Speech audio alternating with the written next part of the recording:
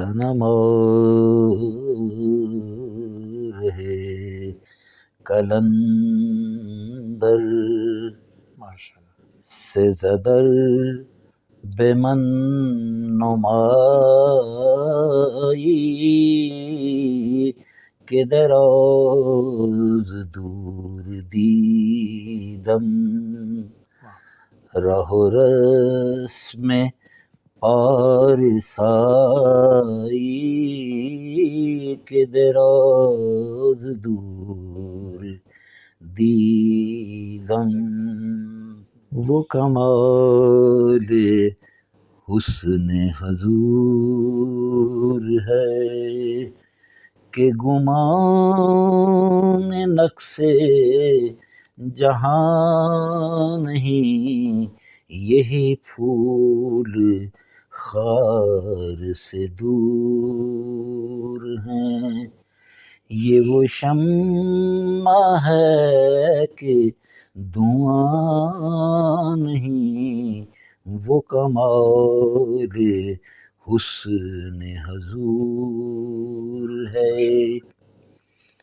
تیرے آگے یوں ہیں دبے لچے فصحا عرب کے بڑے بڑے کوئی جانے منہ میں زبان نہیں بلکہ جسم میں جان نہیں وہ کمال حسن حضور ہے۔ بسم اللہ الرحمن الرحیم۔ السلام علیکم ورحمۃ اللہ وبرکاتہ۔ Good morning, good afternoon, good evening wherever you are۔ آج I'm very blessed to be with Muzaffar علی کشمیری صاحب کے ساتھ۔ ان سے میرا جو کہہ لیجیے نسبت محبت ہے، تعلق محبت ہے۔ پہلی دفعہ میں نے ان کو سنا ایرانین کلچرل سینٹر راولپنڈی میں، جہاں اپنے مثنوی شریف کی محفل ہوتی ہے وہاں پہ۔ تو مثنوی کے کہہ لیجیے آپ وہاں پہ تلاوت ہوتی ہے یا آپ اس کو بیان فرماتے ہیں، مثنوی خوانی، ہاں بالکل۔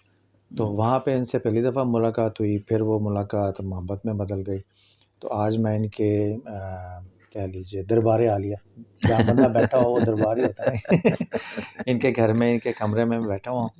تو یہ بہت سارے لوگوں کے فارسی کے استاد بھی ہیں، ناول میں بھی پڑھاتے ہیں، اور جو فارسی حلقہ ہے پاکستان کا اس میں یہ نام جانا پہچانا ہے۔ اور مجھے بھی اعزاز ہے کہ آج سے یہ میرے استاد محترم بھی ہو گئے۔ میں نے بھی آج فارسی کی کتاب ان سے لے کے کاپی کرا کے، تو آج میرا بھی پہلا سبق ہوگا، مگر میں نے سوچا پہلے سبق سے پہلے موقع سے فائدہ اٹھاتے ہوئے ان کا ایک انٹرویو ریکارڈ کر لیں، اور مولانا روم کے حوالے سے، دیوان شمس تبریز کے حوالے سے کچھ روحانی گفتگو کر کے اپنے آپ کو وارم اپ کر لیں اور ان کی حضوری میں حاضری پیش کر دیں۔ تو فارمیٹ وہی ہے کہ میں پھر وہ کیمرے کے پیچھے، وہ جان بوجھ کے میں اس لیے کرتا ہوں تاکہ آپ لوگوں کا جو فوکس ہے ڈسکشن کا وہ زیادہ بڑھ جاتا ہے، اور ویڈیو ایسی ہوتی ہے جیسے مظفر صاحب آپ سے خود براہ راست ہم کلام ہے، غیبی طور پہ پیچھے میری آواز بھی آپ کو آتی رہے گی۔ تو ایک تو سر آپ کا بہت بہت شکریہ، تھینک یو سو مچ۔ اب میں کیمرے کا رخ پہلے آپ کی طرف کرتا ہوں، پھر ہم باقاعدہ اس کا آغاز کرتے ہیں، ٹھیک ہے جی؟ جی مظفر صاحب، تو thank you so much for your kind time. اب میں چاہوں گا بغیر کسی تاخیر کے پہلے اپنا تھوڑا سا مختصر تعارف کروا دیں، تاکہ جو احباب آپ کی پہلے سے زیارت نہیں کر سکے ان کو زیارت کے ساتھ ساتھ آپ سے تعارف کا شرف بھی حاصل ہو جائے۔ میرا نام مظفر علی کاشمیری ہے، نسبت آباء و اجداد کی کشمیر سے ہے، اس لیے وہ نام سینے سے لگائے ہوئے ہیں ابھی تک۔ ماشاءاللہ ماشاءاللہ۔ تو گوت بٹ ہے، اچھا ماشاءاللہ، جو بھٹ ہے جی اصل میں، اچھا، لیکن ہمارے ہاں جو ہے وہ جب بٹوارا ہوا ہندوستان اور پاکستان کا، جی جی تو جو صاحب وہاں بیٹھے تھے اس وقت مہاجرین کے جی نام اور ان کے خانوادگی نام لکھنے والے، جی انہوں نے بٹ لکھ لیا، تو وہ پھر جتنے لوگ پاکستان میں داخل ہوئے جی، وہ بھٹ کی بجائے جو تھے وہ بٹ ہو گئے۔ اچھا جی، اصل کلمہ جو ہے وہ بھٹ ہے، اور آج بھی اگر آپ دیکھیں تو جی آپ کو کشمیر میں اور ہندوستان میں بہت سارے لوگ اسی ذات برادری سے ملتے ہیں۔ جی ٹھیک ٹھیک میرے ساتھ ایک اتفاق ہوا کہ میں ایران میں تھا۔ جی ایران میں کسی بھی شخص کو جو ہے وہ اس کے نام سے پکارا نہیں جاتا، اوکے ہر شخص جو ہے اس کا جو بھی اس کا خاندانی نام جو ہے جی جی وہ اس سے اس کو بلایا جاتا ہے۔ اچھا ٹھیک لہٰذا جیسے کوئی آغا زندی ہیں، آغا خزائی ہے، آغا مرندی ہے، جی جی ٹھیک اگر نام اس کا محمد ہے یا علی ہے یا حسین ہے، اس سے نہیں بلاتے تھے۔ ٹھیک ہے تو جب میں معاشرے میں ان کے ساتھ جب میرا لین دین شروع ہوا تو جب وہ مجھے مخاطب کرتے تھے تو جی مجھے آغا بت کہتے تھے۔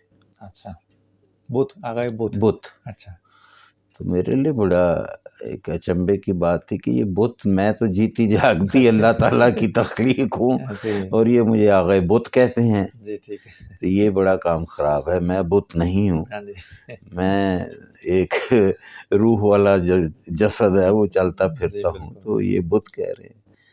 لہٰذا میں نے فیصلہ کیا کہ میں آج کے بعد جو ہے وہ بٹ جو تھا، جو کہ ایران میں بت تھا، بت تھا اس کو تبدیل کر کے میں کشمیری بن جاؤں۔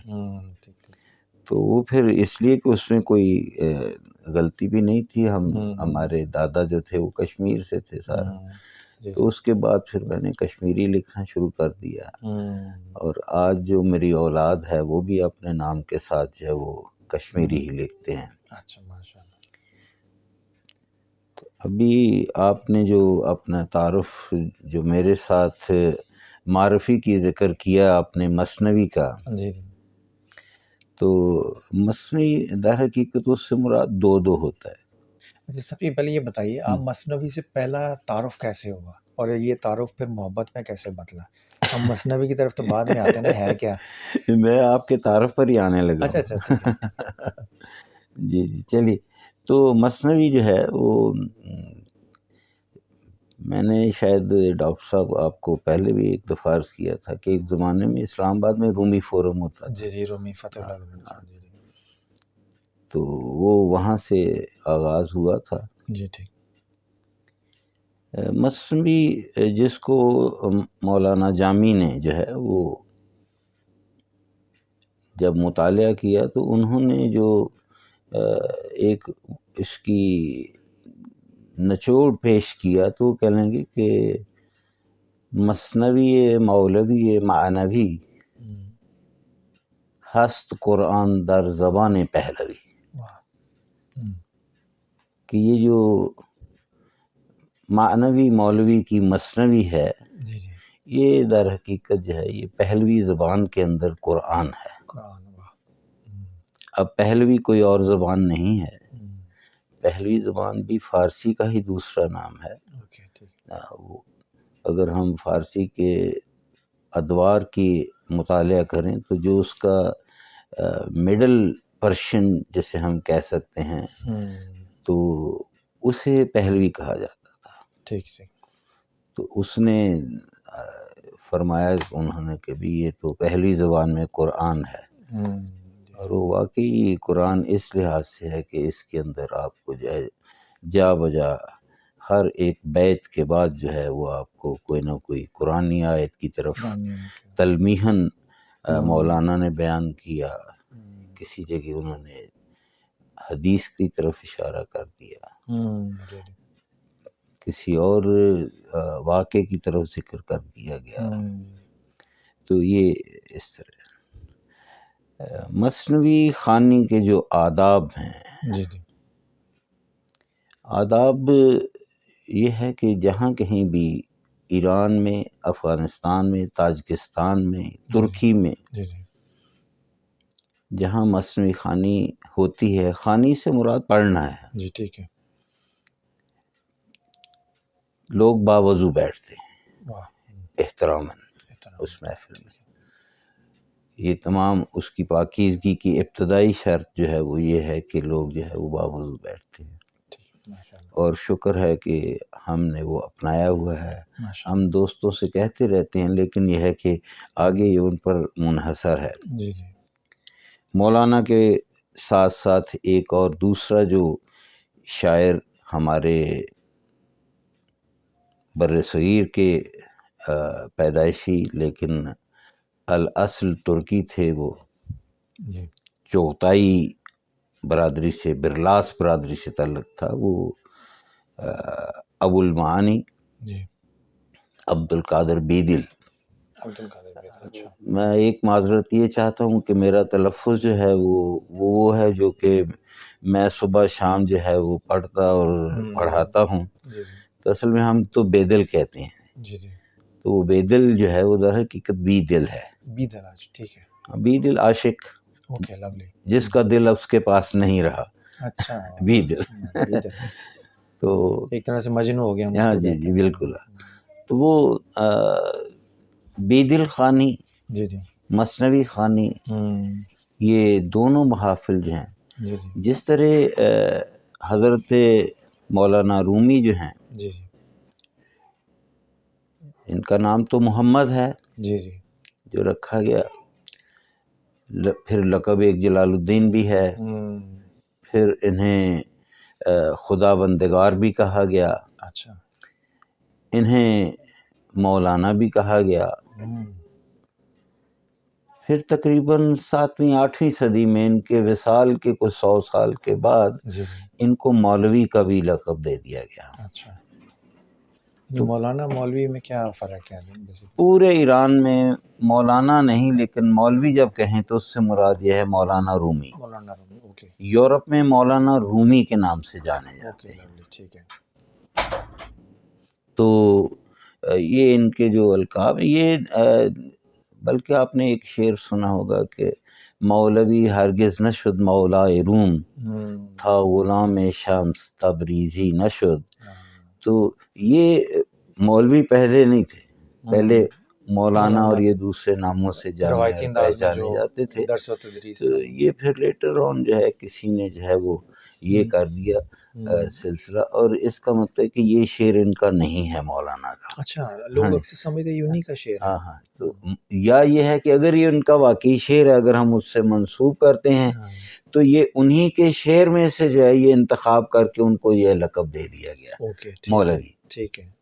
تو یہ ان کو مولوی کے نام سے جانا اور پہچانا. یہ شعر ہے کس کتاب میں؟ یعنی میرا خیال ہے کہ کہا جاتا ہے کہ یہ جو ہے یہ مولانا کی جو ہے وہ دیوان شمس تبریزی میں ہے.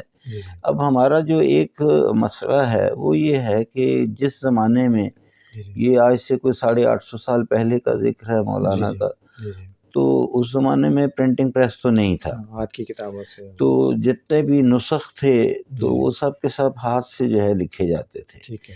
اور جو خطاط اور کاتب حضرات جو ہوتے تھے تو وہ بھی صاحب علم ہوتے تھے، اور وہ اپنے طور پر جو ہے کسی جگہ اگر انہیں سمجھ نہیں آئی کوئی خط تو اضافے خود بھی کر دیتے تھے. نتیجتاً آپ کو کئی جگہ جو ہے آپ کو نسخوں میں جو فرق نظر آتا ہے وہ اصل میں کاتبوں کی وجہ سے جو ہے وہ فرق. اگر یہ آج کے کمپیوٹر کا دور ہوتا، پرنٹنگ پریس ہوتا، تو کوئی بھی ایک زیر زبر کا فرق نہ پڑتا. تو اس لیے یہ جو ہے آج بھی اگر آپ دیکھیں تو آپ کے پاس یہ میرے پاس پڑی ہوئی ہیں ہم مثنوی کی مختلف جو ہیں وہ سیٹ پڑے ہوئے ہیں. تو اس میں جو ہے وہ بہت سارے اشعار جو ہیں اضافہ کیے گئے ہیں جو ہماری ہندوستان کی پرنٹڈ ہے پرانی چیزیں. اچھا ٹھیک ہے. یعنی ہمارے ہاں جو قاضی سجاد صاحب کے، ہاں قاضی سجاد صاحب کے اس کے اندر، اور یہ جو وہاں کی چھپی ہے یہ تہران کی چھپی ہوئی ہے، قاضی سجاد صاحب والی پڑھی ہے. اور اکثر مجھے اتفاق ہوتا ہے کہ جب ہم مثنوی خوانی میں جو تقسیم کرتے ہیں جزوے تو وہ قاضی سجاد کے ہوتے ہیں، کیونکہ ساتھ اردو جو ہے وہ ترجمہ ہوتا ہے تو قارئین جو ہیں وہ ان کو پڑھنے میں آسانی رہتی ہے. تو اس میں اکثر اوقات ہر جلسے میں کچھ نہ کچھ چند شعر ایسے آ جاتے ہیں جو ایرانی کتابوں میں نہیں ہوتے. اچھا ٹھیک ہے.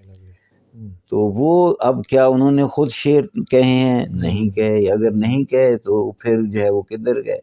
تو جن محققین نے جو کتابوں کی تصحیح کی تو انہوں نے ایسا کیا کہ ایک کی بجائے بہت سارے نسخ اپنے سامنے رکھے، ان کو آپس میں موازنہ کیا، کمپیئر کیا ان کا آپس میں، اور پھر دیکھا گیا کہ جس بھی شعر جو ہے اس کا انہوں نے زیادہ دیکھا کہ زیادہ جگہ مل گیا تو اس کو انہوں نے شاید انتخاب کیا.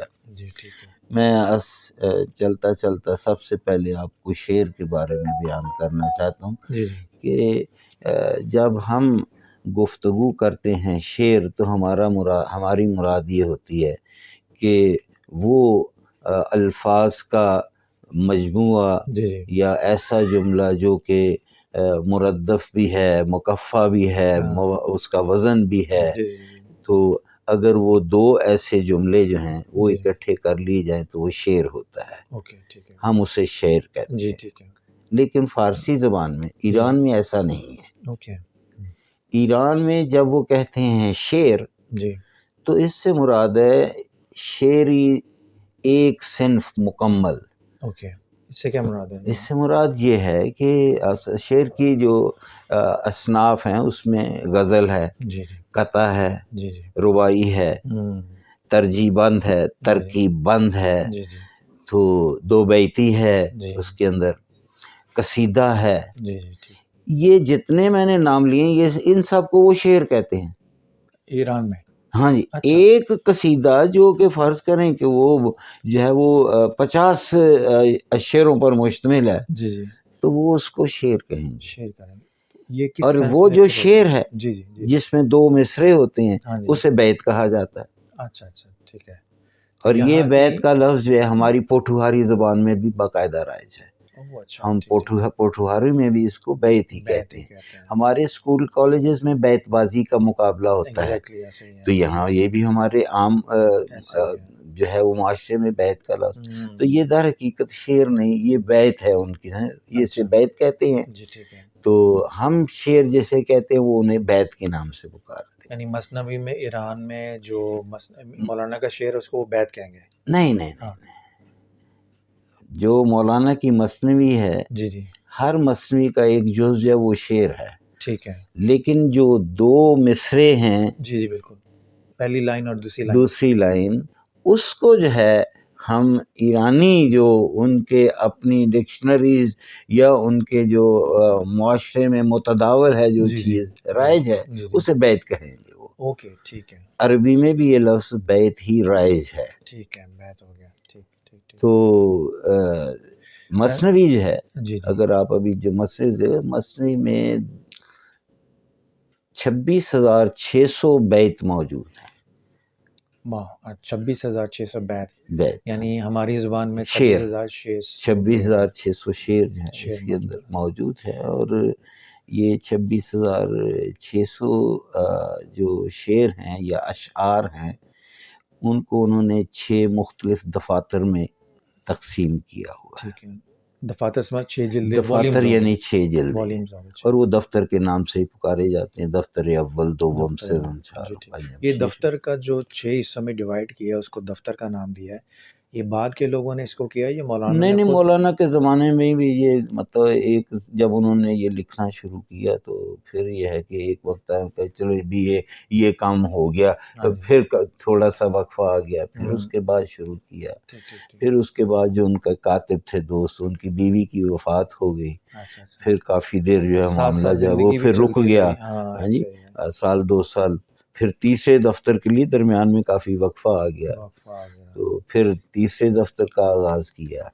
تو یہ اس طرح جو تھا انہوں نے، اس لیے شاید ہر دفتر کے شروع میں وہ اس کا دیباچہ بھی ہے. جی بالکل، وہ اس لیے انہوں نے کیا. تو یہ ہے کہ 6 دفاتر میں یہ مولانا کی زندگی میں ہی یہ 6 والیومز ہو گئے، بلکہ کئی تو کہتے ہیں کہ انہوں نے 7واں دفتر بھی لکھنا جو ہے وہ شروع کیا. اور اب بھی 7واں دفتر بھی موجود ہے لیکن وہ کہتے ہیں ان کا نہیں ہے. اچھا ٹھیک ہے، مکمل نہیں ہے. اس کے بعد اگر وہ اویلیبل ہے پرنٹنگ میں یہ بھی ہے. ایک اور مثنوی ہفتاد من کے نام سے بھی مشہور ہے. تو یہ مختلف وہی بات منسوب والی آ گئی نا. تو بہت ساری چیزیں جو ان سے منسوب کر دی جاتی ہیں تو وہ جو ہے ان کی نہیں ہے. اچھا ٹھیک ہے. تو یا اگر منسوب ہے تو کچھ حصہ جو ہے وہ ان کا ہے، کچھ اس میں اضافہ کر دیا گیا.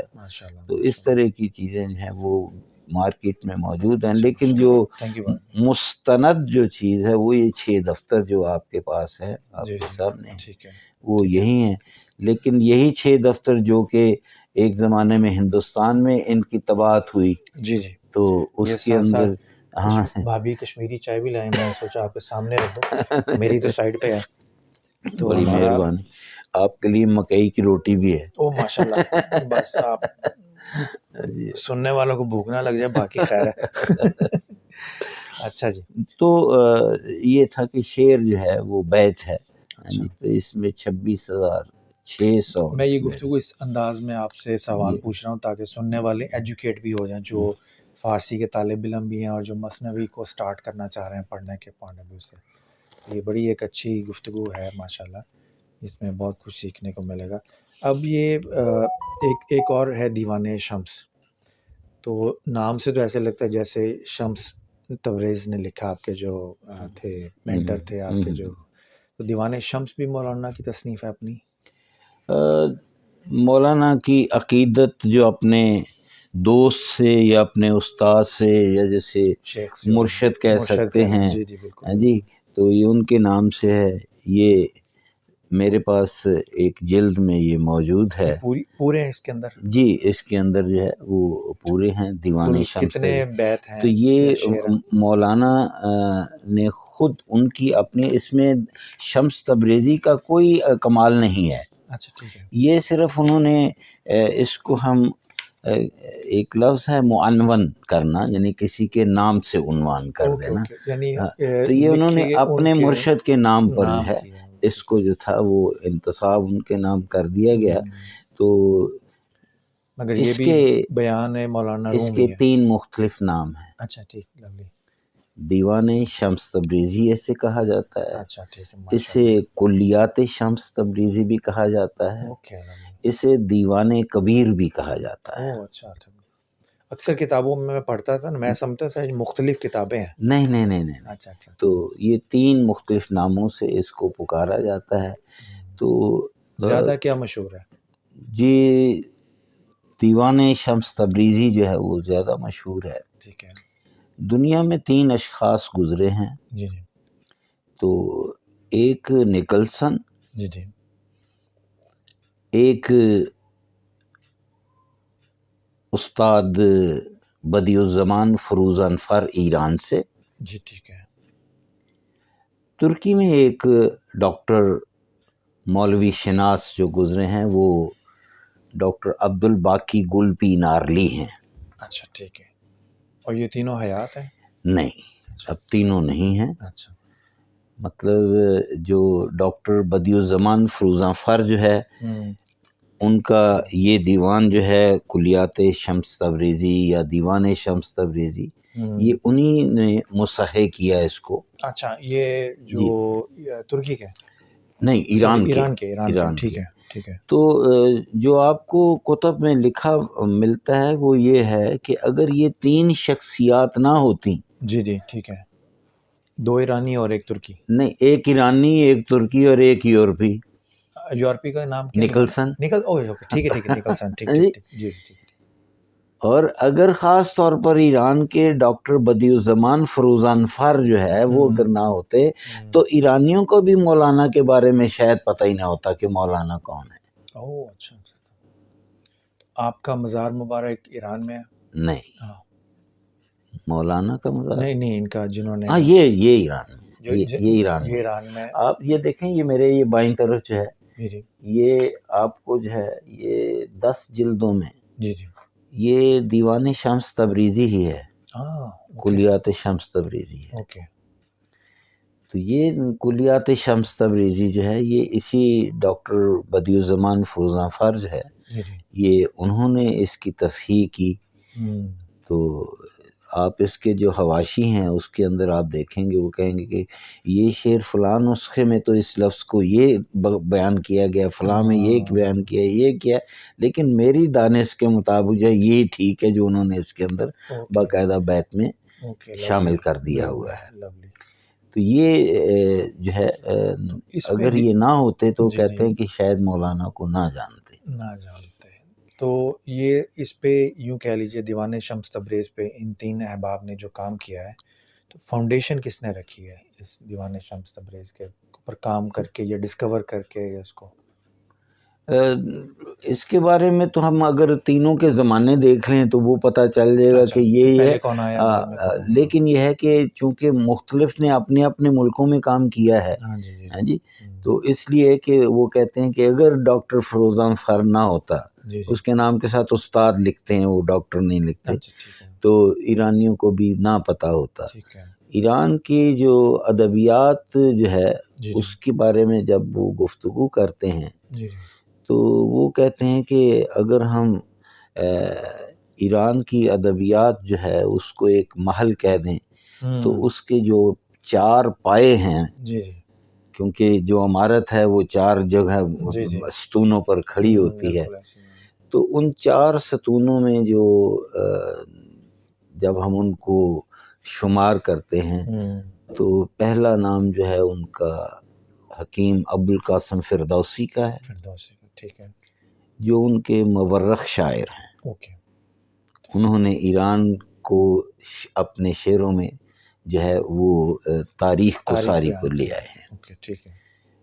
جو صنف اس کے اندر شاعری کی استعمال کی گئی وہ بھی مثنوی ہے۔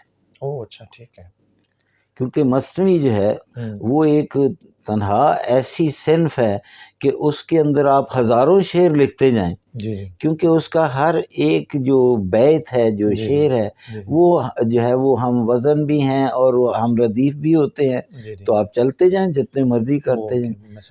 تو ان کی جو تخلیق ہے ابوالقاسم فردوسی کی، وہ شاہنامہ ہے، جسے پھر شاہنامہ فردوسی کہا جاتا ہے، اور اس کے اندر 50,000 جو ہے وہ ابیات موجود ہیں جی، اور اس کو لکھنے کے لیے 30 سال کا عرصہ صرف ہوا۔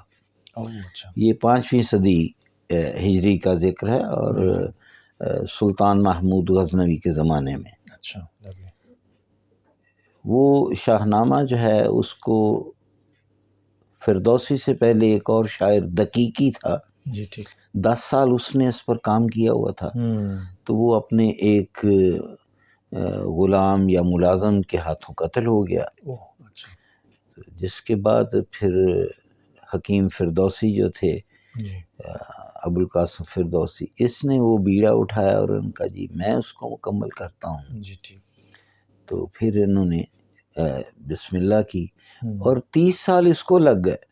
اچھا، یعنی پہلے جو سال لگے وہ علیحدہ تھے، ہاں اور جی 30 سال ان کے لگ گئے، کیونکہ یہ ایک جگہ اپنے شاہنامہ میں لکھتے ہیں کہ بسی رنج بردم درن سال سی، میں نے ان 30 سالوں میں بہت زحمت اٹھائی ہے، عجم زندہ کردم بدن پارسی، اور میں نے یہ فارسی زبان جو ہے اس سے جو ہے وہ عجم کو زندہ کر دی، عجم یعنی ایران کی طرف اشارہ کر دی۔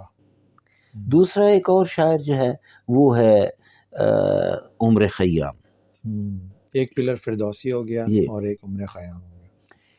عمر خیام جو ہے ان کا جو کام ہے وہ میتھمیٹیشین بھی تھے، ایسٹرونومسٹ بھی تھے، حساب دان تھے، بڑے زبردست ہیں، ان کا ایران کی تقویم بنانے میں بھی بڑا حصہ ہے، لیکن ان کی جو تخلیقات ہیں اس کے اندر انہوں نے جو شاعری کی وہ صرف رباعیات کی شکل میں ہے۔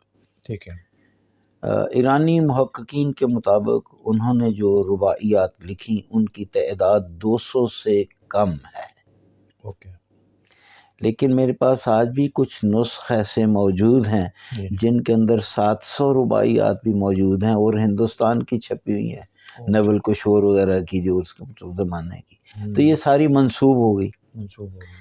تو جو رباعیات عمر خیام ہیں تو وہ اتنا بڑا کام نہیں، لیکن اپنی جگہ بہت بڑا کام ہے، اور اہل مغرب جو ہیں وہ اس بات کی تائید کرتے ہیں کہ یورپ کے اندر بائبل کی تعداد سے زیادہ رباعیات عمر خیام جو ہے نا اس کی اشاعت ہوتی ہے، اتنی وہاں پڑھی جاتی ہے، اور اس کا ترجمہ جو ہے آپ کو ہر زبان میں دنیا کے موجود ہے۔ اب بھی آپ کو کئی نسخ وہاں آپ کے خانہ فرہنگ میں ایک نسخہ میں نے دیکھا جس کے اندر کو 20 زبانوں میں ترجمہ ہوا ہے۔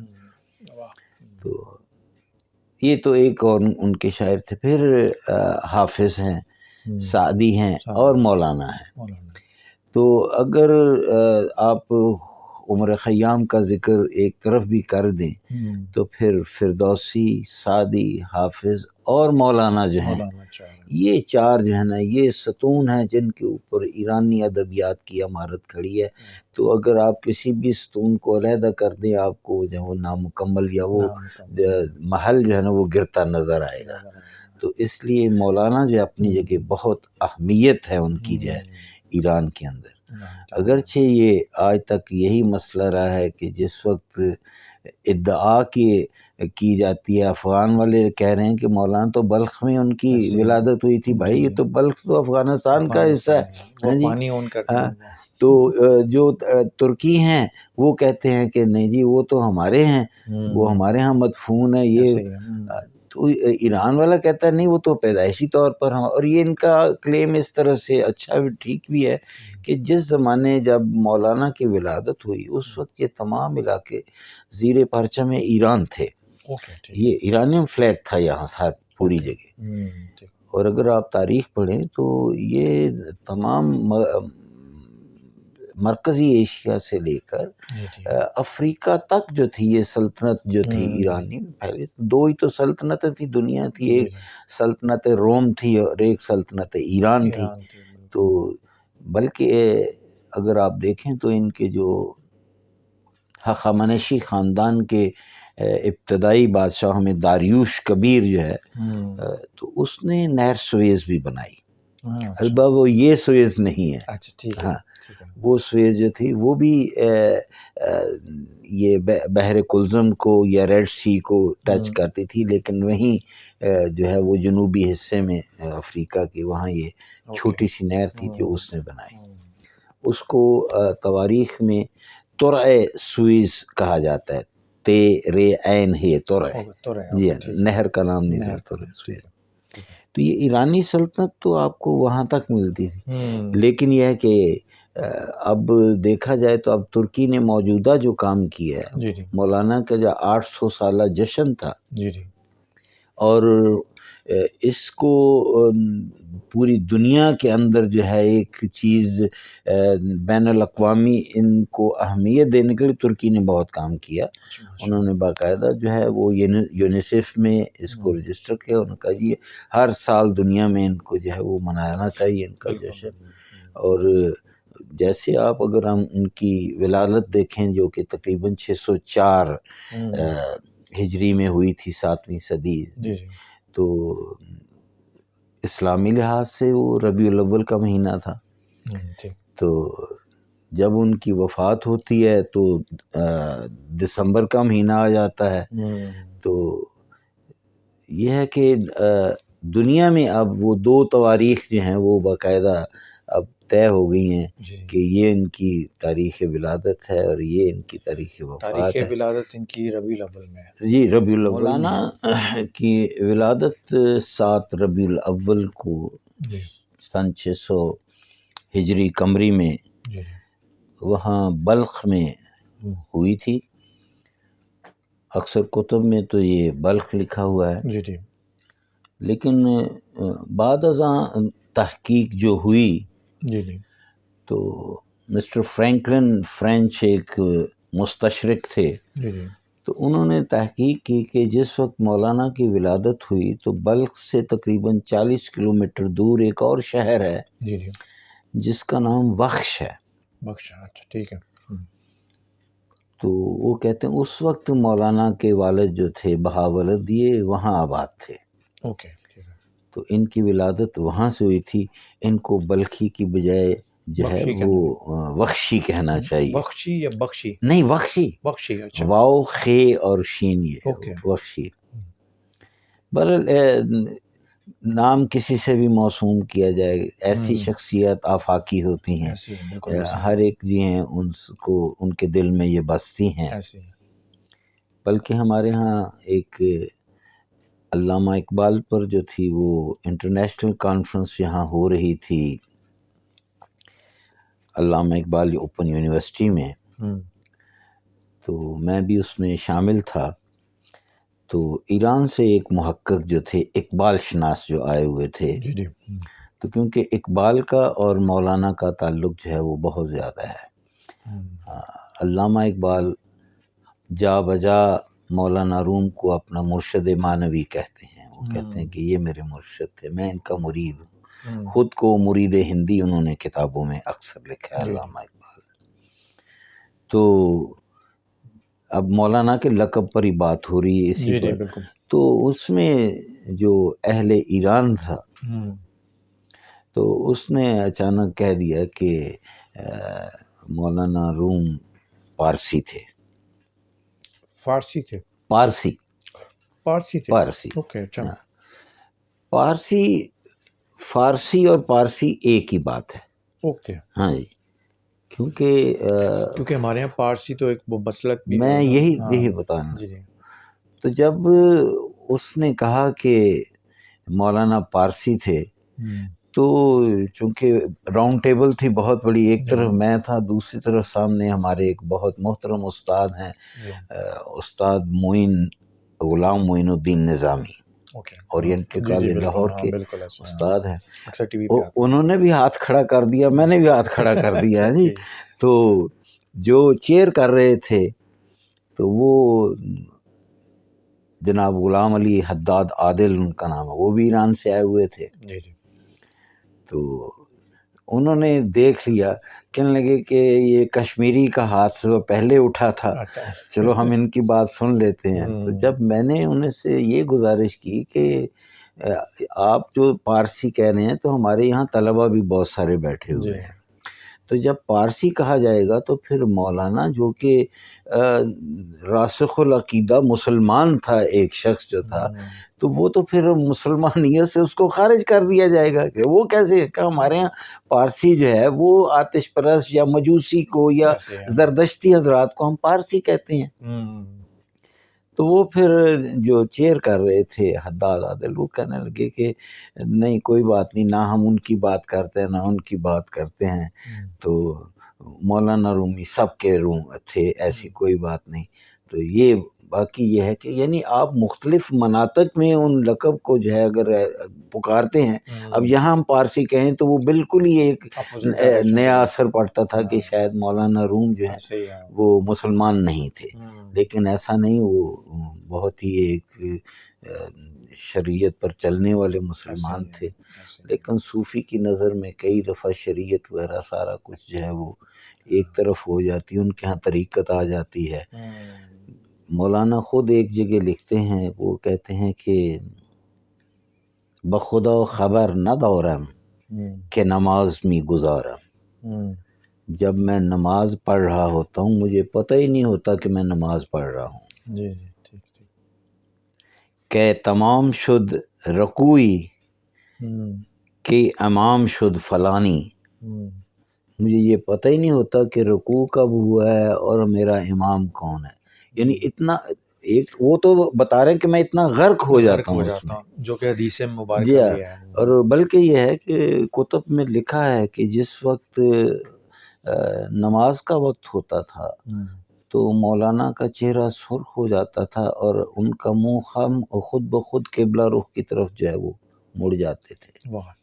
یہ اتنا ان کے اوپر یہ چیزیں طاری تھی. تو یہ یعنی ان کی طریقہ ساری کی ساری شریعت کتابیں تھی.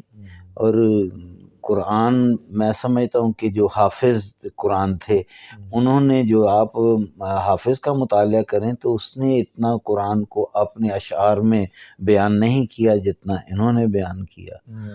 اور نہ فقط مثنوی میں بلکہ آپ دیوان شمس تبریزی جو ہے اگر آپ اس کا بھی مطالعہ کریں تو اس کے اندر بھی آپ کو جو ہے وہ تمام جو ہے نا وہ اشعار کے ساتھ ساتھ آپ کو جو ہے وہ قرآنی آیات جو ہیں وہ۔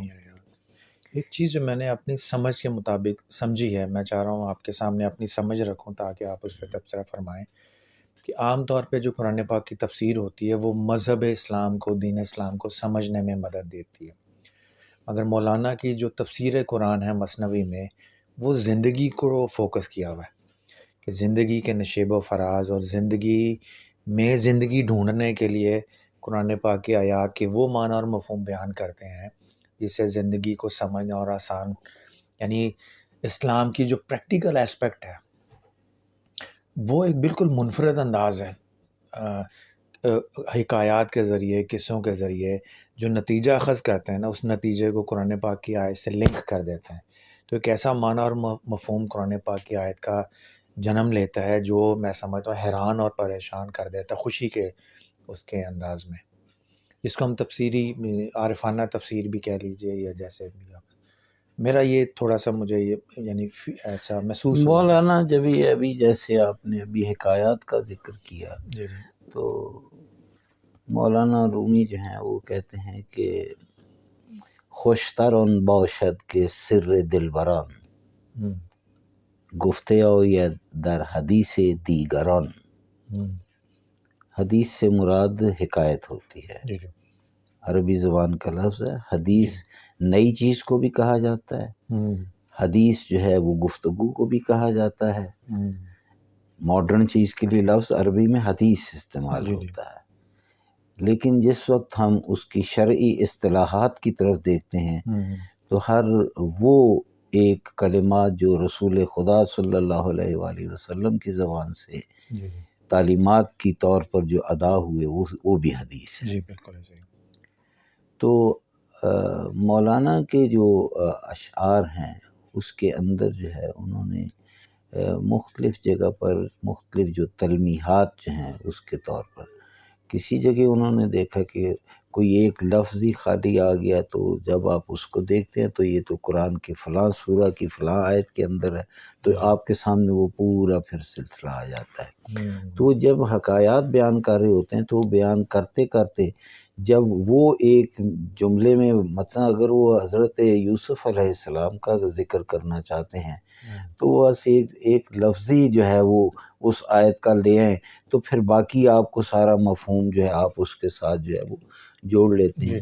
ادبیات میں ہمارے ہاں دو لفظ بڑے معروف سے ہیں، اگر ہم ماہ کنعان کہہ دیں تو اس سے مراد یہ ہے کہ یوسف علیہ السلام ہے، اگر ہم پیر کنعان کہہ دیں تو یعقوب علیہ السلام کا ذکر آ جاتا ہے۔ تو یہ اسی طرح جیسی یہ فارسی کی تلمیحات ہے، انہوں نے تمام اشعار میں جو ہے وہ قرآنی تلمیحات کو استعمال کیا اور وہ اس اپنے پیچھے پوری ایک داستان لیے ہوئے ہیں۔ جی بالکل ایسے ہے۔ بلکہ ابھی حال ہی میں 2 کتابیں جو ہیں وہ چھپی ہیں وہاں ایران میں، اور اس کے اندر تمام وہ قرآنی داستانیں جو پیغمبران کی ہیں، داستان ہو یہ پیغمبران در مثنوی اور پھر دیوان شمس میں، تو یہ انہوں نے جو ہے وہ ایک باقاعدہ کتاب پوری کمپائل کر دی کہ فلاں شعر فلاں جگہ جو ہے نا تو اس کے پیچھے یہ داستان ہے، اس کے پیچھے یہ داستان ہے باقاعدہ۔ ہم یہ کہہ سکتے ہیں کہ مثنوی کے اندر کبھی کافی کتابیں چھپی ہوئی ہیں جو آہستہ آہستہ لوگ ڈسکور یقینی طور پر چھپی ہیں۔ تو یہ تو 2 کتابوں کا ہم نے ذکر کیا ہے ابھی، ان کی ایک مثنوی کے علاوہ جو ہے وہ فیہ ما فیہ جو ہے کہ ان کے ملفوظات جو ہیں وہ بھی موجود ہے، اس کا 2 ترجمے ہو چکے ہیں پاکستان میں، لیکن اب ایران میں ہوا یہ تازہ ترین اس کی شرح جو ہے وہ بھی مارکیٹ میں آ گئی ہے، فیہ ما فیہ کی، اس کو سمجھنے کے لیے اس کی شرح دی ہے۔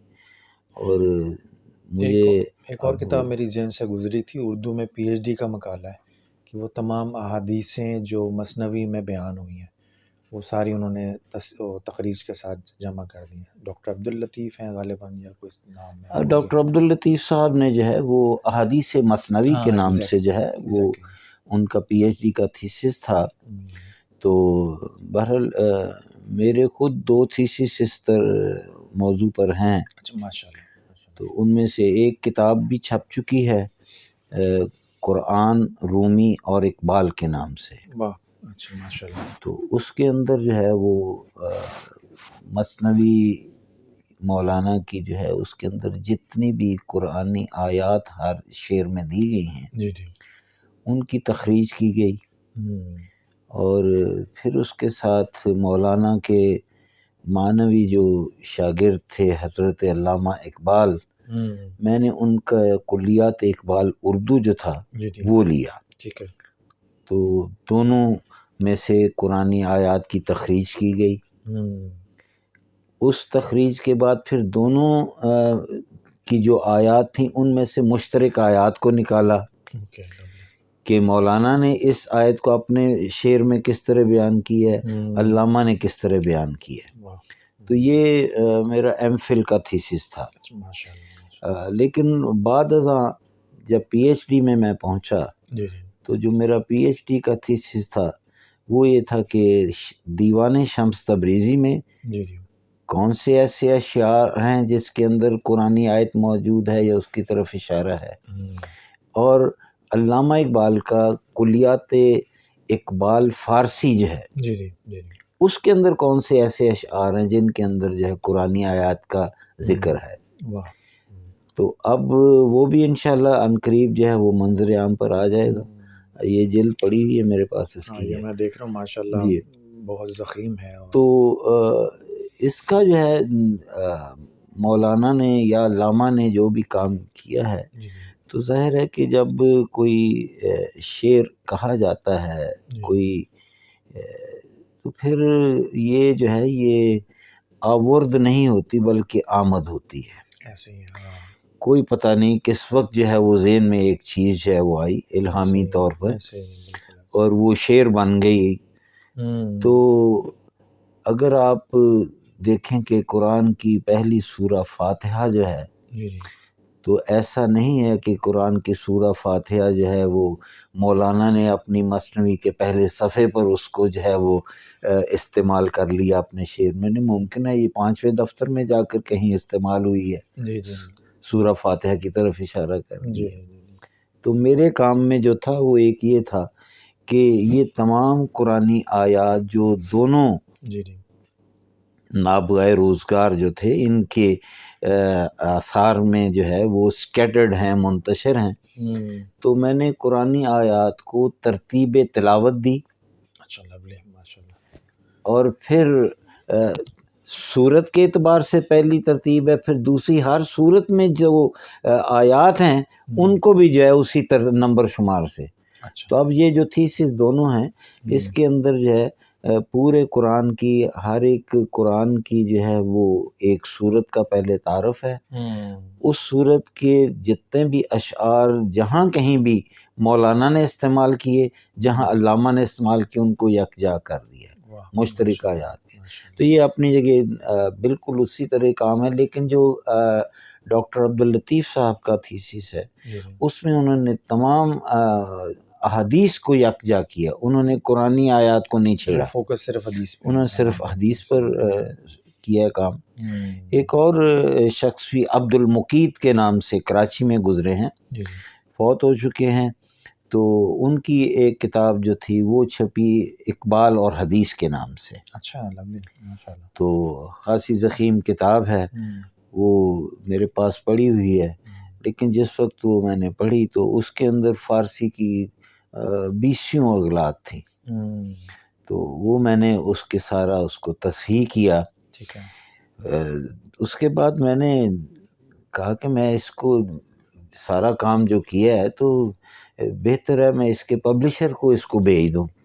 ٹھیک ہے. کہ اس کی دوبارہ جب اشاعت کی جائے بہتر ہو جائے تو یہ بہتر ہو جائے. بالکل. میں نے ایک اور نسخہ خریدا اس کا. اچھا ٹھیک. ڈپلیکیٹ اس کا تیار کیا اغلاط غلط گیری کر کے. اچھا بہت محنت طلب کا. کراچی بھیجا. اس کے بعد کوئی جواب نہیں آیا. اچھا ٹھیک. کوئی 1.5 سال کا عرصہ 2 سال کا گزر گیا. میرا کراچی جانا ہوا. میں اس پبلشر کے پاس گیا. حالانکہ اس میں کوئی مانیٹری ایفیکٹ تو ہے نہیں، بالکل یہ صرف یہ تھا کہ ایک عقیدت ہے کہ مولانا سے اور علامہ اقبال سے کہ میں چاہتا تھا کہ ان کا جو کام ہے وہ صحیح ہونا چاہیے، غلطیاں نہیں ہونی چاہیے۔ تو جب میں اس کے پاس گیا تو میں نے کہا صاحب وہ میں نے ایک کتاب آپ کو بھیجی، کہتا جی کتاب بھیجی، ٹھیک بھیجی ہے کہ اس میں اتنی غلطیاں ہیں آپ نے دیکھی ہوں گی۔ کہنے لگے سچ پوچھیں تو عبد المقیت صاحب جو تھے ان کا بیٹا ہمارے پاس یہ نسخہ لایا تھا کہ ابا جی فوت ہو گئے ہیں، آپ اس کو چھاپ دیں۔ ہم نے چھاپ دیا، اس کو جو تھا وہ کوئی دیکھنے والا تھا نہیں دوبارہ، تو ایز اٹ از ہم نے وہ چھاپ دیا۔ اب وہ امریکہ میں ہوتے ہیں، اگر کبھی آئے انہوں نے دوبارہ اس کو چھاپنا چاہا تو پھر جو ہے چانس ہے، ورنہ جو ہے یہ اسی طرح رہے گی۔ تو یہ ایک کام احادیث پر جو ہے ایک اور پاکستان میں علامہ اقبال اور احادیث پر بھی ہو گیا۔ تو اب ایک کام یہ ہو سکتا ہے کہ دونوں کو کمپیئر کیا جا سکتا ہے۔ ڈاکٹر عبداللطیف صاحب اور جو عبد المقیت صاحب ہیں کراچی میں، دونوں کی جو ہے مولانا روم اور علامہ اقبال نے جو احادیث جو ہیں بیان کی ہیں نا، ان کے اوپر جو ہے وہ کام ہو سکتا ہے۔ یہ نئے ریسرچرز کے لیے بالکل ہے، ایک کام ہے، وہ اس پر کام کر سکتے ہیں۔ تو وہ دیکھیں کہ جو ہے وہ حدیث کون سی ایسی حدیث ہیں جو کہ مشترک ہیں۔ البتہ یہ ہے کہ اگر آپ ایران کا دیکھیں گے تو اس میں کئی حدیث ایسی ہیں کہ ان میں کچھ ریفرنسز میں آ کر جو ہے انہوں نے کچھ اپنے آئیڈیالوجی اس کو لیا ہوا ہے، جی ہاں، جو کہ ہم اس طرف نہیں آنا چاہتے جو کچھ بھی ہے۔ تو باقی ہے کہ اگر کوئی محقق یہ کام کرے تو ہو سکتا ہے۔ آپ دیوان شمس کی بات کر رہے تھے، ہاں، تو مولانا کی جو مثنوی ہے اس کی ابتدا جو ہے وہ ہوتی ہے کہ بشنو از نئے چون حکایت می کند، بانسری کے قصے، جی وز جدائی ہے شکایت می کند، کہ تو یہ بنسری کی آواز سن۔ بنسری مولانا روح کو کہتے ہیں، جی ٹھیک ہے، کہ اس کی بات سنو کہ یہ کیا کہہ رہی ہے، تو کوئی جدائیوں کی شکایت کر۔ جدائیاں اصل میں یہ ہے کہ وہ اپنی اصل کی طرف جانا چاہتی ہے۔ بہشت سے آدم الہ کو نکال دیا گیا، تو جب یہاں آیا تو اس کہ ایک اور بڑی قید میں آ گیا ہوں، تو میرا واپسی جو ہے اس کا سفر جو ہے کس طرح ممکن ہے۔ لیکن یہ جو دیوان شمس ہے اس کا ابتدا جو ہے انہوں نے، اس کی ابتدا پر جو شعر ہے وہ اس سے بالکل مختلف ہے جو کہ آپ کے مولانا کی مثنوی کے اندر ہے۔ میں اس کا شعر ابتدائی آپ کے لیے پڑھ دیتا ہوں، تو آپ کو اس کا پہلا شعر جو ہے یہ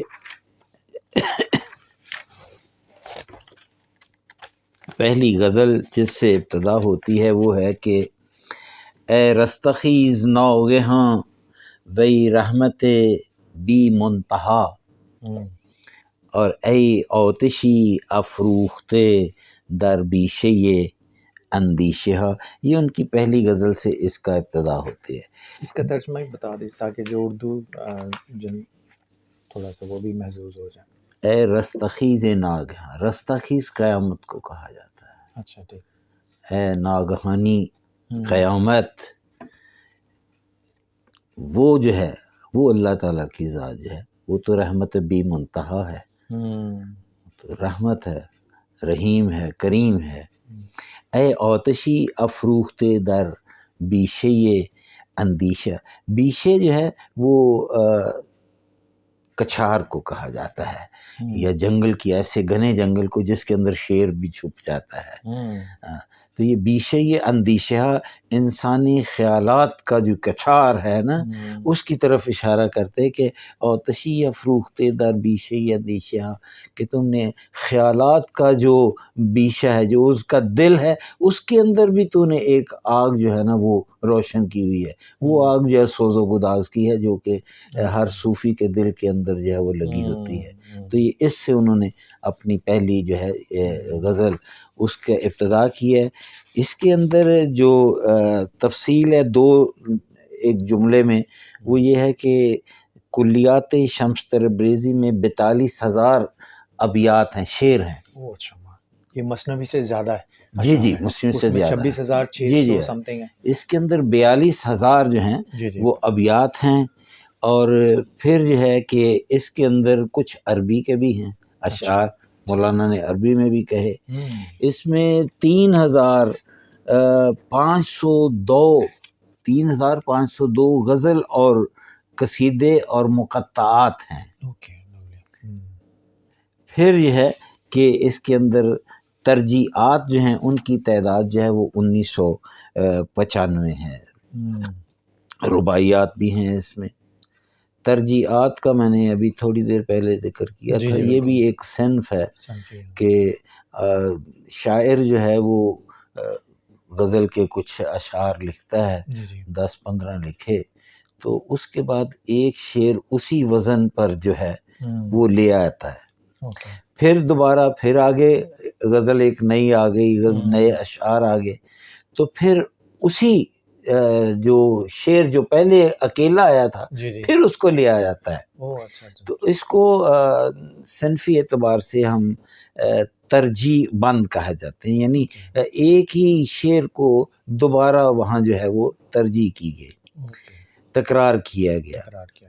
ایک اس کی دوسری قسم اس کو ہم ترکیب بند کہتے ہیں. ٹھیک ہے، ایک ترجیح بند ہے، ایک ترکیب بند ہے. تو ترکیب بند جو ہے اس کے اندر جو ہے ہم ایک ہی وقت میں جو شعر کرتے ہیں وہ شعر جو ہے وزن اور قافیہ کے اعتبار سے تو وہی اسی غزل جیسا ہوتا ہے، لیکن یہ ہے کہ ہر بند پر مختلف شعر ہوتا ہے. ایک جگہ تو ایک ہی شعر ریپیٹ ہوتا جا رہا ہے، تکرار ہو رہا ہے، ایک جگہ جو ہے وہ تکراری نہیں ہوتا. تو یہ اب یہ اس کے اندر ترجیحات بھی جو ہے وہ مولانا کی موجود ہیں. 42,000 اور ٹوٹل ابیات موجود ہیں. تو یہ بھی سراسر جو ہے وہ معرفت اور قرآن اور سارا کچھ اس میں موجود ہے. اگر ہم کمپیریزن کریں مولانا کی مثنوی کا اور دیوان شمس تبریز کا، تو دونوں کا مین فوکس یا تھیم میں ڈفرنس کیا ہوگا، یا کیسے اس کو مختصر؟ اصل میں دیوان شمس تبریزی تو اس وقت شروع ہوا جب ان کو شمس تبریزی سے ملاقات ہوئی، پھر اس سے جدائی ہو گئی. تو پھر جو انہیں ایک دل میں ایک آگ جو بھڑکی ہے نا جدائی کی، اب اس کے آگ ہی کا ہی ذکر ہے اس میں. تو پھر انہوں نے یہ جو ہے نا شعر مثنوی سے پہلے لکھی ہے بعد میں؟ یہ بعد کی بات ہے. مثنوی مولانا روم شمس دیوان سے پہلے لکھی ہے یا بعد میں؟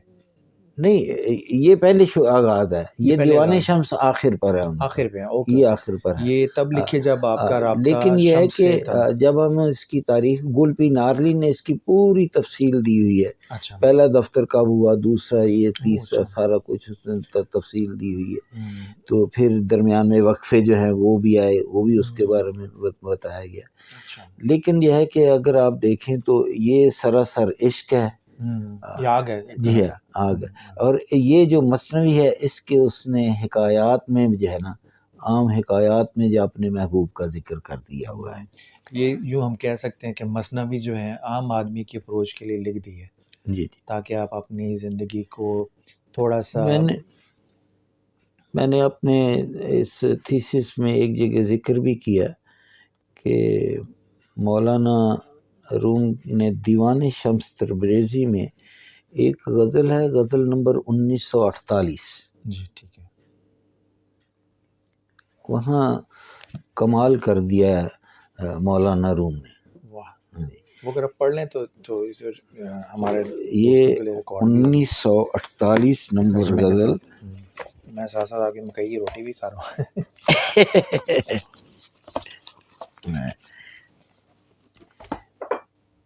یہ 2100 ہے.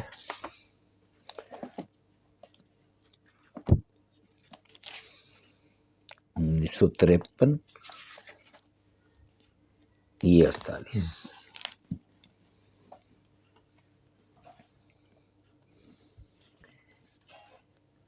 1 2 3 4 5 6 7 8 9 10 11 12 13 اور 14 اس کے اشعار ہیں. اور اس کے اندر میرے خیال 17 قرآنی آیات جو ہے نا، ماشاءاللہ، اس کا باقاعدہ جو ہے وہ اس طرف اشارہ ہے.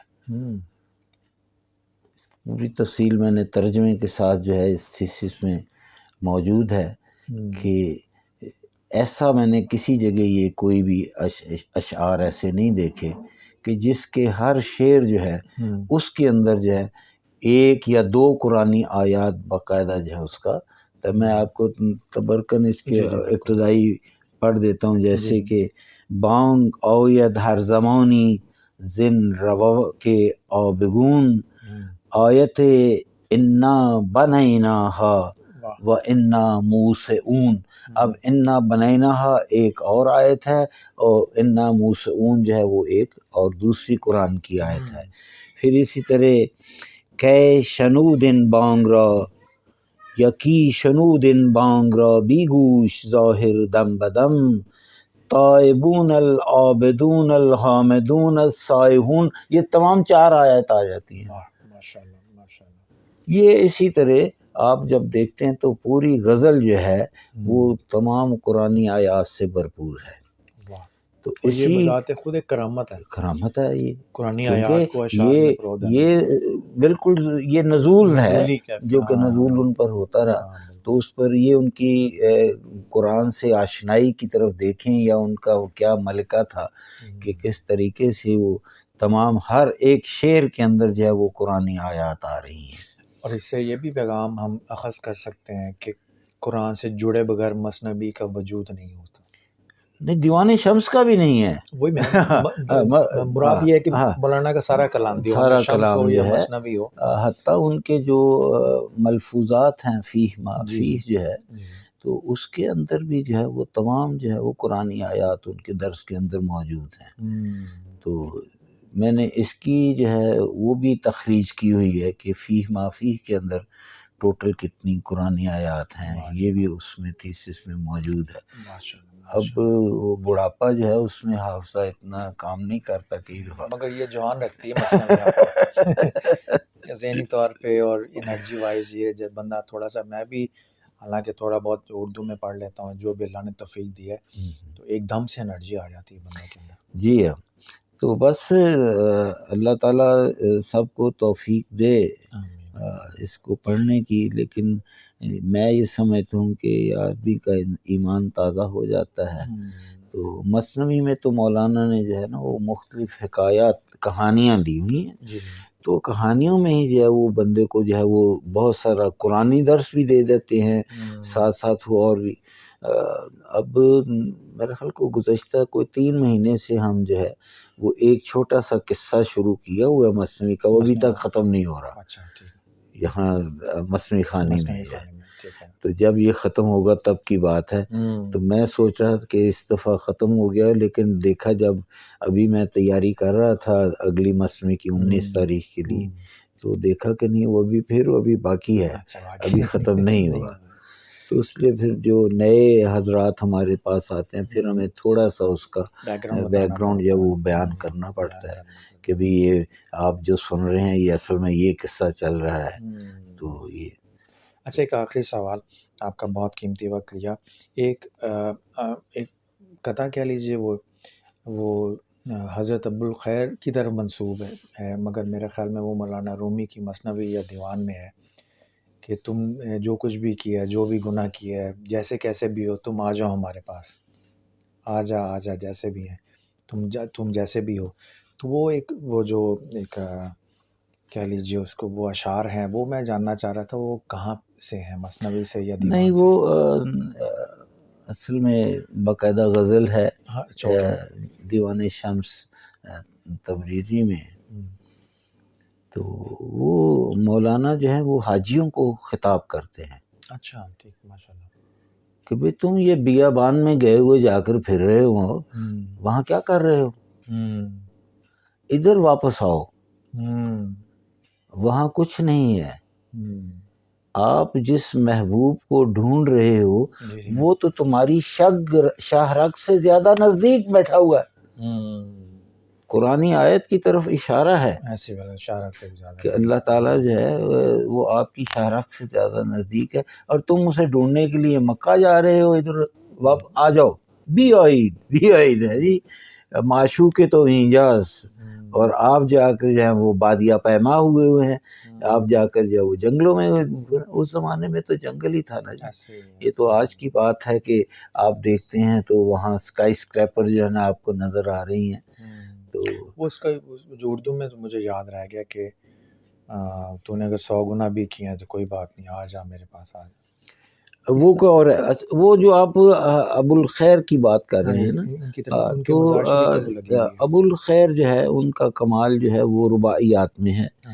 تو رباعی صرف 4 مصروں کے اندر جو ہے وہ ہم جو ہے وہ اپنا سارا معافی ضمیر جو کچھ چاہتے ہیں اس میں بیان کر دیا جاتا ہے. اسی طرح ابو الخیر کے علاوہ ایک اور دوسرے جو ہے پیر ہرات کے نام سے عبداللہ انصاری گزرے ہیں. تو عبداللہ انصاری کی جو ہے وہ بھی کوٹیشنز بھی ہیں، رباعیات بھی ہیں. تو وہ بھی اپنی جگہ ایک بہت بڑے صوفی اور نابغہ گزرے ہیں. ان کی حال ہی میں ایک کتاب یہاں ترجمہ ہوئی ہے اور چھپ چکی ہے، مناجات کے نام سے. ماشاءاللہ. یہ مناجات خواجہ عبداللہ انصاری. اچھا ماشاءاللہ. تو یہ جو ہے اس کے اندر آپ کو بہت سی چیزیں جو ہیں ایسی ملیں گی کہ آپ بہت لطف اٹھائیں گے. اتفاق سے اب یہ ٹرانسلیٹ ہو چکی ہے اردو میں. ان کی اولاد میں سے کچھ لوگ جو ہیں امریکہ میں موجود ہے، تو وہ پاکستان آئے تھے. انہوں نے یہاں آ کر نمل یونیورسٹی سے باقاعدہ ایک ایگریمنٹ کیا کہ اس کے باقاعدہ ٹرانسلیشن کریں. پھر ٹرانسلیشن ہوئی، پھر اس کی پرنٹنگ ہوئی ہے. تو یہ بھی سراسر ہدایت ہے اس کے اندر تمام تر. اور مناجات در حقیقت یہ ہے کہ سرگوشی کو کہا جاتا ہے. سرگوشی کو ہم عربی زبان میں نجوہ کہتے ہیں. ٹھیک. تو نجوہ اس کی مناجات، اللہ تعالیٰ سے سرگوشیاں جب انسان کرتا ہے تو وہ مناجات ہوتی ہیں. تو یہ مناجات جو ہیں تمام تر مناجات ہیں، اور یہ اکثر ان کے جو ابتدا ہے وہ الہی سے شروع ہوتی ہے، تمام تر الہی ہیں. ہم یہ کہہ سکتے ہیں کہ اگر کسی نے مناجات دعا کرنی سیکھنی ہو، جی یہ تو یہ خواجہ عبداللہ انصاری جو ہے نا ان سے دیکھیں کہ اب یہ پوری کتاب جو ہے یہ تمام دعائیں ہیں، اللہ تعالیٰ سے سرگوشیاں ہیں جو کی جا رہی ہیں. تو اس کو آپ اردو میں بھی پڑھ سکتے ہیں، فارسی میں بھی پڑھ سکتے ہیں. اور ان کا میرا خیال مزار یہ افغانستان میں ہے. جی یہ ہرات سے ان کا تعلق تھا، پیر ہرات. اور ان کی انہوں نے ایک تفسیر قرآن لکھی تھی. اچھا. ہاں جی. تو وہ تفسیر جو تھی بعد میں انہی کے ایک شاگرد جو تھے انہوں نے اس کو مزید جو ہے نا وسعت دی، اور وہ تفسیر میبدی کے نام سے جو تھی وہ پھر چھپی. اس کے اندر جو شرح ہے اس کی تفسیر جو ہے وہ صوفیانہ ہے. ٹھیک ہے، صوفیانہ تفسیر ہے. ہاں جی. ٹھیک ہے. تو اس کا جو ہے وہ ٹرانسلیشن ہوا ہے پاکستان میں. اردو میں ہوا ہے؟ جی اردو میں ہوا ہے، اور اس میں ہر ایک آیت جو ہے وہ 13 جلدوں میں ہے. اچھا. ٹوٹل تفسیر جو ہے ہر آیت جو ہے اس کی 2 تفسیریں دی گئی ہیں. ایک تفسیر عالمانہ ہے جو عام روٹین کی، اور ایک تفسیر صوفیانہ ہے، عارفانہ ہے. آپ دونوں کو ایک ہی وقت میں جو ہے وہ پڑھ سکتے ہیں. تو اب وہ بھی اب پتہ نہیں ہماری زندگی کتنی ہے، وہ میں نے کام شروع کیا ہوا ہے. تو مولانا روم کی مثنوی جو ہے اس کے اندر 1222 جو ہے قرآنی آیات ہیں. 1222. تو وہ جو 1222 قرآنی آیات ہیں، میں اب جو کام شروع کیا ہوا ہے وہ یہ ہے کہ ان کی جو صوفیانہ تفسیر ہے وہ یہ خواجہ عبداللہ انصاری کی شرح جو ہے جو تفسیر میبدی ہے اس میں سے لے کر نا اس میں اضافہ کر دیا جائے کہ وہ جو بھی قاری ہو اس کو یہ پتہ چلے کہ یہ جو ہے وہ، کیونکہ ہمارے ہاں جو ہے تو وہ اس طرف کبھی لوگوں نے تفسیر جو ہے صوفیانہ نہیں پڑھی. یا علمی اور وہ عالمانہ جو پڑھتے ہیں جو الہیاتی کام زیادہ ہوا ہے، بلکہ ملا حضرات تو کہیں کہ یہ تو پڑھنا ہی غلط ہے، یہ خلاف شرع ہے، کئی چیزیں ہیں جی اس میں، تو وہ میں ان کو یکجا جو ہے وہ کر رہا ہوں، اس پر کافی کام ہم نے کر لیا ہوا ہے جی ہاں۔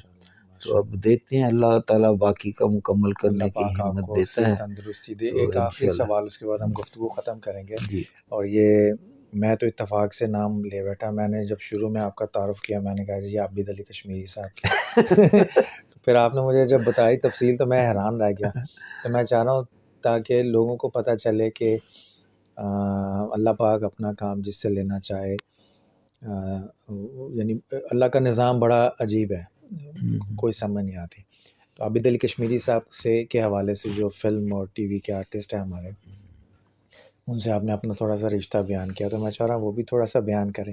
اب وہ میری بیگم کے خالہ زاد بھائی ہیں، ماشاء اللہ، ان سے بڑے ہیں، تو ان سے جو ہے وہ کیا کہتے ہیں دوری تیری جو ہے وہ رشتہ داریاں میری بیگم کی طرف سے آ جاتی ہیں، ماشاء اللہ، تو بلکہ جب ہماری شادی ہوئی تو شادی میں جو اصل کردار تھا وہ ان کی والدہ جو تھی حمیدہ بیگم ان کا نام تھا، اللہ بخش، فوت ہو چکی ہیں، تو وہ بار دکھاوے والا جو سلسلہ ہوتا ہے اس میں وہ اور میری بیوی کی والدہ یہ جو ہیں وہ دونوں شامل تھیں، تو خدا نے طے کرنا تھا، تو الحمدللہ ہماری ازدواجی زندگی جو ہے وہ اچھی جا رہی ہے۔ بہرحال میں آپ کو صرف ایک چھوٹا سا جو ہے ایک حصہ عرض کرتا ہوں کہ میں شاید کبھی بھی نہ مجھے پتہ ہوتا کہ یہ فارسی کیا ہے یا کیا نہیں ہے، تو میں بچپن میں بہت خوش الحان تھا، ماشاءاللہ، نعت خوانی بہت اعلیٰ کرتا تھا، ماشاءاللہ، اور میرے والد صاحب جو تھے وہ ایسے خوش الحان ثنا خوان تھے کہ ان کی آواز جو تھی اس کے لیے لاؤڈ سپیکر کی ضرورت نہیں ہوتی تھی، تو جب میں سن رشد کو پہنچا ذرا تھوڑی سی سمجھ آئی تو مجھے انہوں نے فارسی کی غزل جو تھی نا وہ دے دی کہ بیٹا یہ پڑھنی ہے تم نے، تو وہ میں نے سنا دی، اچھا ٹھیک ہے، تو وہ غزل جب سنا دی کہنے لگے بھی یہ بالکل ٹھیک ہے، تو لاہور میں ایک زیارت ہے شاہ محمد غوث، یہ حضرت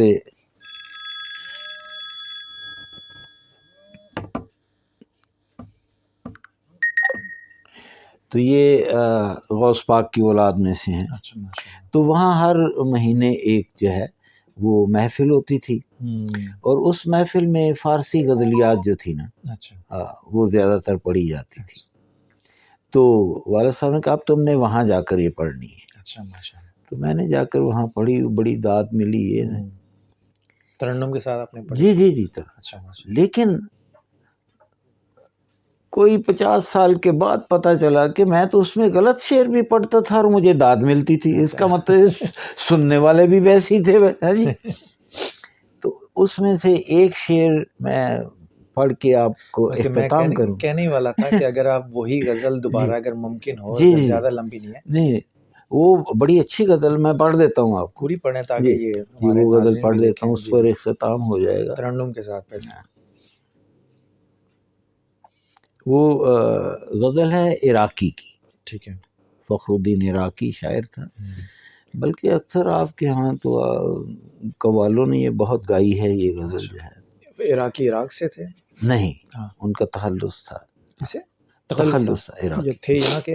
نہیں، ایران کے تھے، اوکے، ایران کے تھے، تو لیکن عراق جو تھا یہ بھی ایران کے پرچم کے نیچے تھا اس وقت، ہاں سارے، میں سمجھ گیا، جی تو وہ کہتے ہیں کہ سنما رہے کلندر سے زد اگر نمائی کہ دراز دور دیدم راہ و رسم پارسائی، کہ اے کلندر یہ جو راستہ ہے، سلوک کا راستہ، صوفیانہ کا راستہ، اگر تو اس کے بارے میں پوچھتا ہے تو یہ تو ایک بڑا طویل راستہ ہے کہ دراز دور دیدم رہ رسم پارسائی، یہ پارسائی کی جو رسم ہے یہ بڑی دور ہے.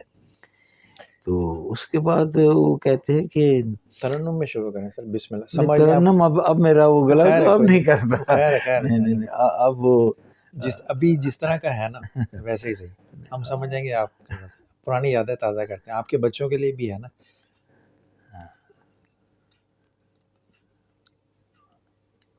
اصل میں غزل فارسی ہے. اب مجھے احساس ہوتا ہے کہ ہم جو فارسی کلام کو ہم ہندی یا پاکستانی طرز میں جب پڑھتے تھے، واپس اسی ایج میں چلے جانا، بھول جائیں اس کی ٹیکنیکلٹیز اس کی ٹیکنیکلٹیز بھول جائیں، اور جیسا بھی ترنم یا لوکل اس میں جیسے بھی آپ اس کو بسم اللہ کریں. آپ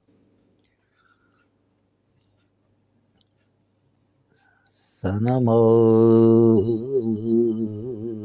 ہے کلندر سے زدر بے من نمائی کہ دراز دور دیدم رہ رسم پارسائی کہ دراز دور دیدم. به طواف کعبه رفتم به حرم رحم ندادند. جب میں طواف کعبہ کے لیے گیا تو مجھے حرم کے اندر راستہ ہی نہ دیا انہوں نے. کہ بیرون در چه کردی کہ درون خانه آئی کہ بیرون در چه کردی کہ درون خانه آئی. وہ کہتے ہیں کہ تم باہر کیا کرتے رہے ہو کہ اب اندر آ کر کرنا ہے. صحیح بات ہے. آگے ایک شعر ہے اسی غزل کا، علامہ نے بھی اسی موضوع کو اپنی ایک نظم ہے اس میں انہوں نے بھی بیان کیا ہے. تو وہ عراقی جو ہے وہ کہتے ہیں بے زمین چو سجدے کردم ز زمین ندا برآمد. جب میں نے زمین پر سجدہ کیا تو زمین سے آواز آئی کہ مرا خراب کر دی. تو بسجدہ ریائی تو نے ریائی والا سجدہ کر کے مجھے بھی خراب کر دیا، تمہارے سجدے میں خلوص نہیں ہے. تو علامہ نے بھی اسی طور پر جو ہے یہ شعر میں یہ کہا ہے.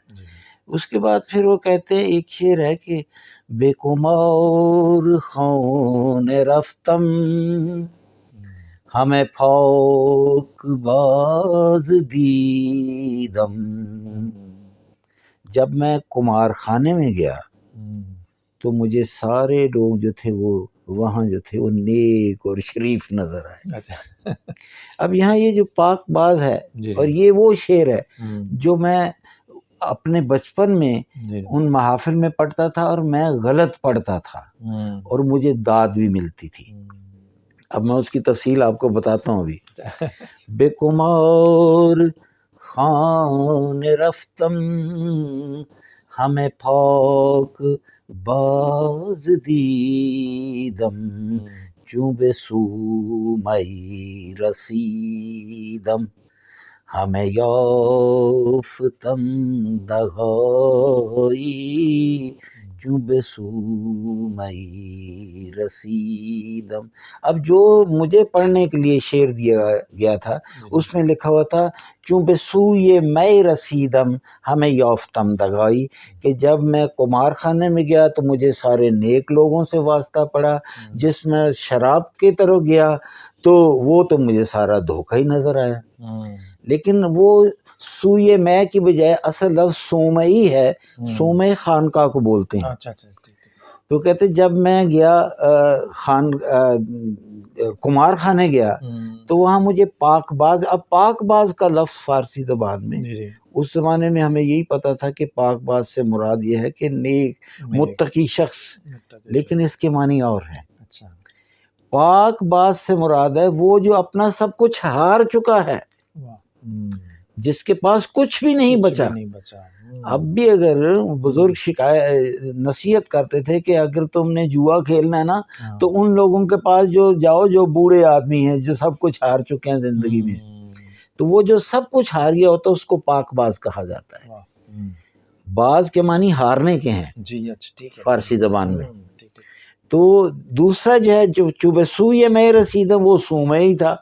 اب وزن میں کوئی فرق نہیں تھا، پڑھنے میں ردم میں وہی چیز تھی، تو وہ کہتے تھے واہ واہ، لیکن اب پتہ چلا کہ نہیں، وہ تو ہم غلط پڑھتے تھے، ہمیں غلط کی بھی داد ملتی تھی۔ اس کا آخری شعر بڑا خوبصورت ہے عراقی کا، در دیر چون زدم من، دیر بت خانہ، کیونکہ وہ پہلے کہتا ہے میں طواف کعبہ کو گیا تو اندر سے آواز آئی تو باہر کیا کرتا تھا بھی اندر آ کر کرو گے، جو کچھ باہر کرتا تھا اندر بھی آ کر یہی کام کر رہے ہو۔ تو اب وہ کہتا ہے کہ میں نے اس کا چھوڑو، خانہ کعبہ کو چھوڑو، میں بت خانے میں چلا جاتا ہوں۔ در دیر چون زدم من ز درون ندا برآمد، تو اندر سے آواز آئی تو بیا عراقی، تو ز بندگان مائی، تو بیا عراقی، اے عراقی آ جا، تو اپنا ہی بندہ ہے، تمہیں اندر آنے کی اجازت ہے۔ اب وہ صنم خانہ، اس نے اصل میں صنم خانہ شاعر کے لیے وہی ہے جہاں اس کا محبوب بستا ہے، وہ بت خانہ نہیں ہے جو کہ عام جو تھے وہ بت قدہ تھے، اشارتی زبان اصل میں تھے۔ وہ کہتے جب میں وہاں گیا جہاں میرا محبوب ہے تو اندر انہوں نے کہا تو اپنا بندہ ہے، تو ادھر آ جا۔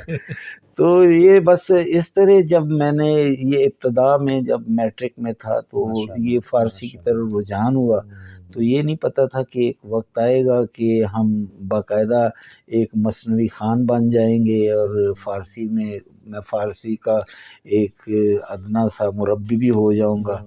تو اب کوئی 24 سال ہو گئے ہیں میں فارسی جو ہے وہ یونیورسٹی لیول پر پڑھاتا ہوں۔ ہم یہ کہہ سکتے ہیں کہ مثنوی خود منتخب کرتی ہے اپنے پڑھنے والے، اور یہ اب مجھے کوئی 6 سال مکمل ہو جائیں گے 2 مہینے کے بعد مارچ میں، کہ یہ مثنوی خوانی جو ہے وہ شروع کی ہوئی ہے، اور ان 6 سالوں میں ہم مولانا کا پہلا دفتر جو ہے اس کو ختم نہیں کر سکے، خاص طور پہ جب پڑھانے والے ایسے ہوں جیسے آپ فرما رہے ہیں کہ بس وہ ایک ہی جب ہم شعر لیتے ہیں تو جیسے آپ کو بتایا کہ ایک شعر میں جو ہے کئی چیزیں جو وہ چھپی ہوتی ہیں، تو اس کی طرف جب ہم جاتے ہیں تو وہ پھر یہ اس کی تفصیل جو ہے وہ اکثر اوقات ہم 3 ایک صفحے بہت کوشش کریں تو 1.5 گھنٹے میں پڑھ سکتے ہیں، اس سے زیادہ نہیں ہوتا۔ well thank you so much، آپ کی مہربانی، آپ نے ٹائم دیا، بہت مزہ آیا، مولانا کی بارگاہ میں حاضری ہو گئی، اور آپ یہ کیا کہتے ہیں نا غزل جس طرح آپ نے اینڈ پہ پڑھی نہیں اب نہیں، اب تو آواز نہیں رہی، ورنہ مجھے اچھی طرح یاد ہے کہ میں نے ہمارے ہاں انجمن حمایت اسلام جو ہے تو اس کے کالجز اور اسکول اب بھی موجود ہیں لاہور میں، تو انجمن حمایت اسلام کا جو اسلامیہ کالج لاہور ہے، وہاں علامہ اقبال کو بھی یہ شرف تھا کہ وہ آ کر اپنی نظم وہاں سنایا کرتے تھے، تو مجھے بھی اسی سٹیج پر جو ہے صدر پاکستان ایوب خان کی صدارت میں وہاں جو ہے وہ نعت پڑھنے کا اتفاق ہوا ہے۔ نعت آپ نے اردو میں پڑھی؟ جی اردو میں۔ تو چلیں اسی پہ ختم کرتے ہیں، تھوڑے سے اشعار اردو کے کہنا۔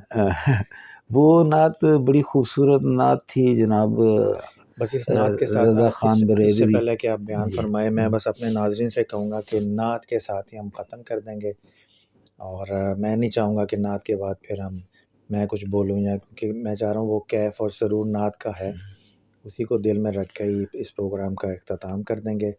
تو میں چاہوں گا کہ نعت یا کلام جو آپ کا پسندیدہ ہو ترنم کے ساتھ. وہ نعت مجھے یاد ہے، وہ کمال حسن حضور ہے کہ گمان نقص جہاں نہیں. وہ ترنم کے ساتھ مزے کے ساتھ.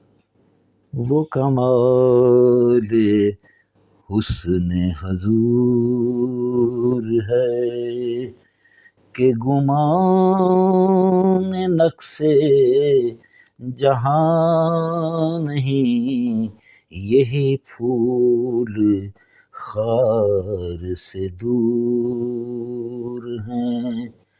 یہ وہ شمع ہے کہ دھواں نہیں، وہ کمال حسن حضور ہے. تیرے آگے یوں ہیں دبے لچے فصحا عرب کے بڑے بڑے، کوئی جانے منہ میں زبان نہیں بلکہ جسم میں جان نہیں، وہ کمال حسن حضور ہے.